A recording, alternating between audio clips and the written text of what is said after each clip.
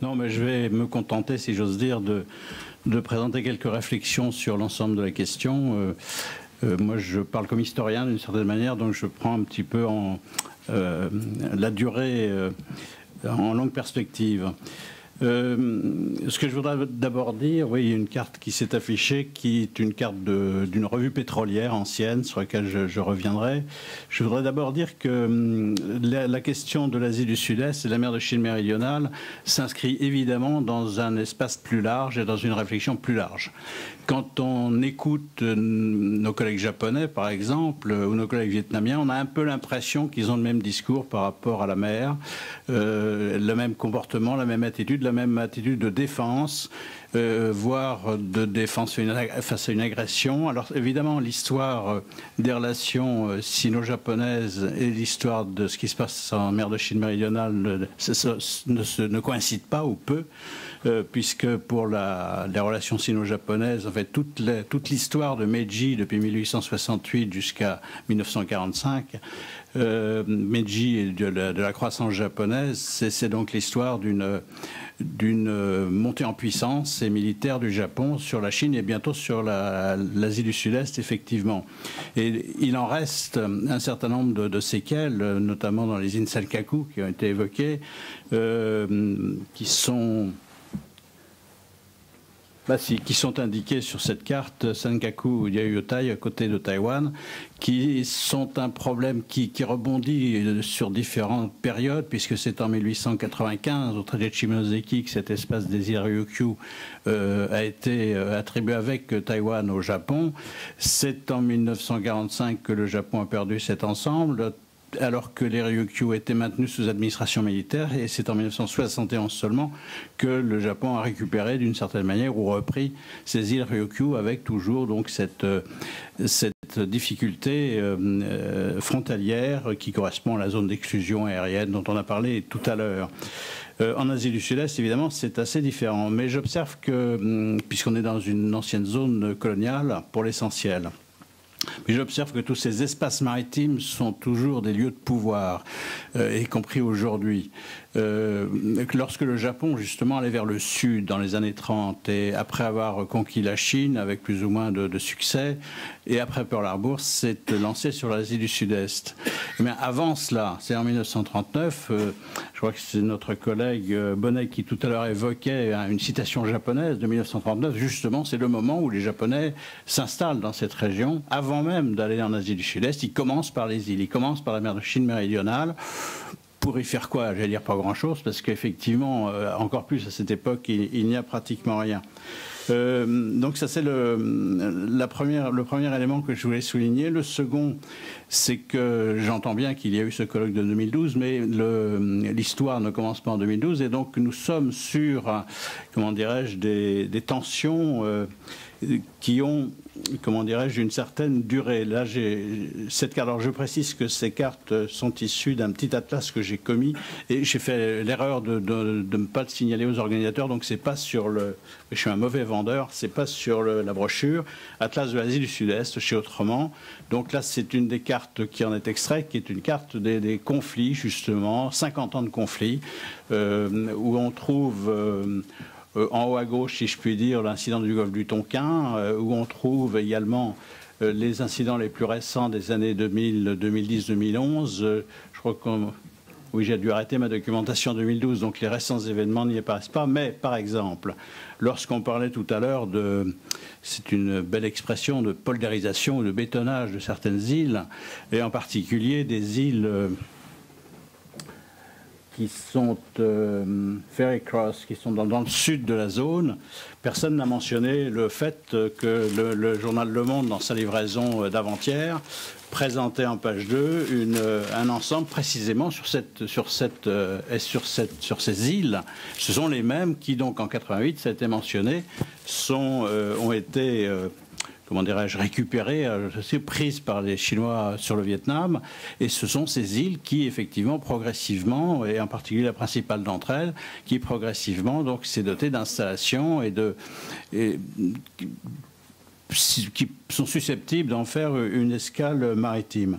Donc il y a une sorte de permanence de ces conflits en mer de Chine méridionale, avec quelques temps forts évidemment. 74, la prise des Paracels entière par la Chine. D'ailleurs, dans un élan très maoïste, j'ai ici un petit opuscule qui concerne le combat des 6 chats, alors avec toute la comment dirais-je, je ne trouve plus mes mots. Enfin bref, tout le style maoïste pour l'épopée révolutionnaire que représentait la reprise des 6 chats contre l'impérialisme, le Sud-Vietnam, etc. Bon, en fait, c'est un habillage. Naturellement, on était déjà dans la même problématique.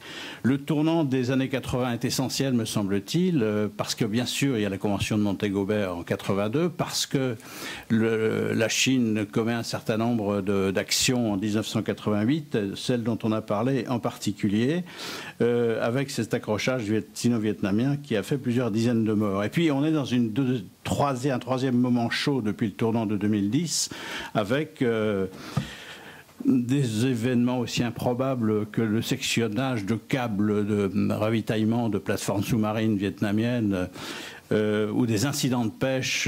C'est vrai qu'on a un petit peu de mal à comprendre l'arraisonnement de bateaux de pêche comme ça en haute mer. Et donc, je voudrais expliquer, pour continuer et terminer, ma manière de voir les grands enjeux de cette question. Si je reviens à la carte précédente, pour ma part, je ne pense pas que la Chine n'est pas en situation de conquérant dans cette partie du monde. Elle est plutôt en situation d'un héritage, cette carte, d'un héritage qu'elle s'est donné, qu'elle s'est attribué sans doute, mais qui lui est reconnu. Cette carte ici est une carte, voilà, elle a été remise, je vous remercie. C'est une carte d'une revue pétrolière, Petroleum News, 1973, un tout petit format timbre-poste que j'ai considérablement agrandi pour la circonstance, et qui fait qu'à cette époque-là, il n'y avait pas de conflit annoncé, mais il y avait cette espèce d'héritage d'un territoire, enfin, d'un espace maritime qui serait chinois et qui était reconnu par les autres. C'est aussi ça, reconnu par les autres. Donc, finalement, c'est passé dans les mœurs. Ce qui se passe maintenant, c'est que la montée en puissance de la Chine, la montée en puissance de ses voisins, en particulier au sud, fait qu'il faut gérer cet héritage et que la Chine le gère en tant que puissance, et puissance montante. Donc, il ne faut pas être surpris. Mais ça ne veut pas dire non plus qu'il y ait possibilité de guerre. Alors, je reviens à mes cartes, si on peut les renvoyer. Je n'ai pas le petit instrument qui me permet d'avancer. Si, c'est celle-là. Merci. Donc les grands enjeux sont bien sûr frontaliers. Là, c'est la carte des zones de limitation dans cette, enfin de limitation. Alors on dit revendication, mais pour moi, contrairement avec ce que je viens de dire, il n'y a pas de revendication chinoise. Il y a une espèce d'état de fait d'héritage en quelque sorte, et qui, ce sont des revendications certes, mais enfin c'est pas tout à fait. La Chine n'est pas en situation donc de conquête. Il y a un phénomène d'appropriation, certains, par la Chine, par ses voisins, de cet espace qui, pendant longtemps, n'appartenait à personne, grosso modo. Alors on peut effectivement justifier par l'histoire qui sert à beaucoup de choses toutes les appropriations rétroactives, mais bon, c'est pas forcément très clair, et ce moment de polarisation, de bétonnage aujourd'hui est tout à fait important. Alors aux enjeux frontaliers, je n'emploie pas l'expression de la frontière en 9 tirets, je ne sais plus ou combien de tirets. Bon, ce sont des pointillés qu'on met sur une carte, ça n'a absolument rien d'autre comme élément de comparaison, comme élément de revendication. Un mot sur les héritages, sur les enjeux économiques. Là, c'est une carte effectivement des hydrocarbures et des blocs de gestion des hydrocarbures dans cette région. Il n'y en a pas au milieu de la zone. Hein. Ce sont les blocs d'hydrocarbures sont naturellement dans la plateforme continentale, donc près des côtes. C'est le cas notamment au Vietnam. C'est la raison pour laquelle le fameux sectionnement des câbles de ravitaillement des plateformes, c'était précisément sur le littoral vietnamien proprement dit, d'où l'émotion évidemment concernée. considérable. Alors ça a été dit, je crois qu'il n'y a pas beaucoup de réserves pétrolières et d'hydrocarbures dans cette partie de l'Asie. Un peu plus au sud, certainement pour le gaz, mais pour ce qui est de la mer de Chine méridionale, pas trop. Mais il y a tout de même des exploitations importantes, notamment aux frontières ou au-delà du littoral vietnamien. La pêche me paraît un élément tout à fait important qui n'est peut-être pas suffisamment souligné. Nous sommes dans une partie du monde qui est le premier producteur de pêche au monde. La Chine toute seule, 38% de la production mondiale. Mais il faut comprendre, me semble-t-il, que la Chine et ses voisins sont confrontés à un vrai problème de défi alimentaire et que précisément cette pêche très très importante, très impressionnante, va dans ce sens, avec des gestions des espaces maritimes dont on pourrait discuter. Alors effectivement, la Chine interdit, ce qui paraît un petit peu fou, l'extraction pendant plusieurs mois en mer de Chine méridionale. Simplement que pour protéger cette ressource alimentaire, ils font ce que nous faisons, c'est-à-dire qu'on interdit la pêche dans certaines parties de l'année pour pouvoir préserver la ressource. Sauf qu'ils l'imposent aux autres, j'allais dire, sans explication ni prévenir. Donc ce serait plutôt là le problème. Autre enjeu très important, le commerce maritime. Je ne m'attarde pas trop, un tout petit peu. Le commerce maritime, non, c'est la pêche, mais je passe. Commerce maritime, je rappelle que l'essentiel du commerce maritime mondial, en porte-conteneurs, qui est le moyen moderne, se passe en Asie. Le point de départ est en Asie Pacifique et notamment en Asie du Sud-Est, entre Singapour et Hong Kong en particulier. Et donc, la route maritime qui traverse effectivement la mer de Chine méridionale revêt de ce fait une importance complètement stratégique et il ne faut pas l'oublier. Alors, stratégie, ben oui, bien sûr, ce serait le dernier point dans les enjeux. Ils sont surtout stratégiques maintenant, c'est-à-dire que ces enjeux stratégiques se nourrissent d'enjeux économiques.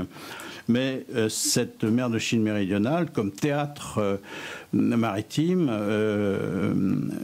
est de plus en plus important en ce sens qu'il nourrit les relations entre les États-Unis et la Chine, qu'il nourrit les relations entre le Japon et les États-Unis. Dans ce triangle Japon, États-Unis, Chine, c'est là que ça se passe. Alors on joue à se faire peur d'une certaine manière. Je ne pense pas qu'on puisse aller à la guerre. On reconnaît qu'un certain nombre de sous-marins ont été commandés par les uns par les autres. Très bien, mais enfin bon, ça fait à chaque fois quelques petites choses. On s'inquiète du fait que dans l'île de Hainan, il y a un sous-marin nucléaire, une base de sous-marins nucléaires chinoise. Bon, très bien, c'est la flotte de mer du Sud. Elle est à Hainan. Effectivement, elle contrôle la mer de Chine méridionale, mais il n'y a pas, à mon sens, de course aux armements dans cette partie du monde. Il y a un redéploiement, il y a un certain nombre de mesures de précaution qui ont été prises.